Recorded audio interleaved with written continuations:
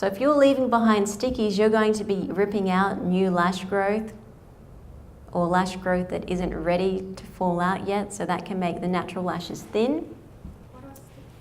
Oh, sorry, a sticky is when there are 2 or more natural lashes attached to one extension. So we want to check through our work before we let our clients go.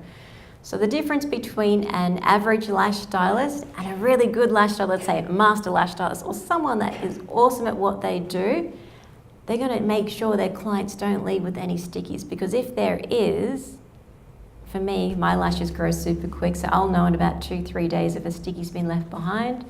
The lids, so for those girls who aren't doing lashes yet, the lids get a bit sore, they can feel itchy, and for me, once it's even felt like there was something inside my eye because my brain was tricking me, when really I just had a sticky, and I was there for days just looking in the mirror. What is in my eye? I can't see it. I don't know where it is, what's going on, and it was a sticky. Once I released that sticky, that sensation that there was something stuck in my eye wasn't there anymore.